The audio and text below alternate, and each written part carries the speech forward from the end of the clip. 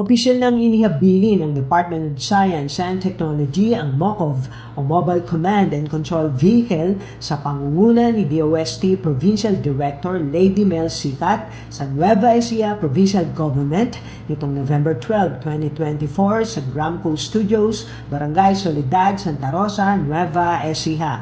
Kasalukuyan po ay i-turn over na natin officially yung ating Mobile Command and Control Vehicle or mas kilala sa tawag na MOCOV dito po sa ating provincial government sa pangunguna ng ating butihing Gobernador Oyi Umali. Ang MOCOV po or ang Mobile Command and Control Vehicle ay isa po itong buong system ng katuwang sa disaster response po ng ating mga provincial disaster risk reduction unit na makakatulong sa kanila na magbigay ng proper communication and coordination para mas madali nilang maaksyonan yung mga sakuna na mangyayari dito sa ating probinsya.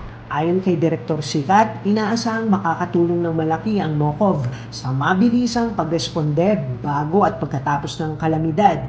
Ito nga niya ay mayroong state-of-the-art weather monitoring station, rescue quadcopter drone, global satellite communication and surveillance equipment at rescue and medical equipment. Gumawa po nito at nag-patent ay miyembro po ng Filipino Inventor Society po natin.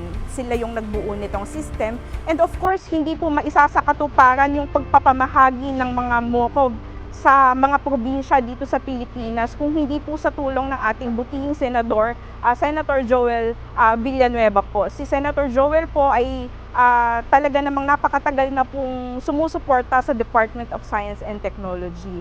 At ito pong MOCOV natin ay funded po siya under the Department of Science and Technology Community Empowerment through Science and Technology Program or CES program po natin. Likha ang MOCOV ng Filipinong inventor na si Ginoong Dennis Abella at itinanghal ito sa 2023 Handa Pilipinas Innovations in Disaster Risk Reduction and Management Exposition.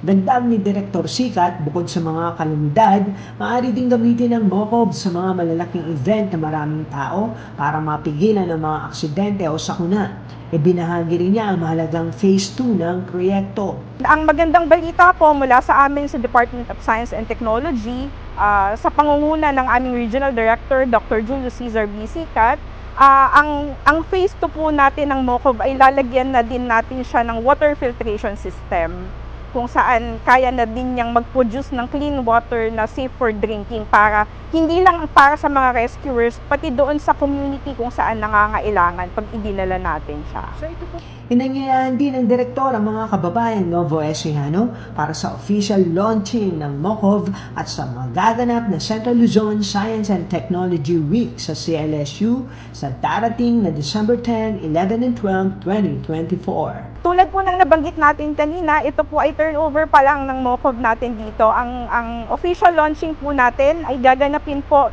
during the Regional Science and Technology Week na gaganapin po sa December 10, 11 at 12 na i-host po ng probinsya ng Nueva Ecija. Dito po siya gaganapin sa atin sa Nueva Ecija, ang regional celebration ng Regional Science and Technology Week sa gitnang Luzon. Kaya ang lahat po ng ating mga kababayang Novo Ecijano ay iniimbitahan namin na dumalo at bisitahin lahat ng mga technologies developed ng ating mga kapwa Pilipino sa CLSU ngayong darating na December 10 and 11 and 12. Para sa Balitang Nueva Ecija, Delphine Agustin, Ilaw, DWNE, Teleradyo, ang inyong kakampi.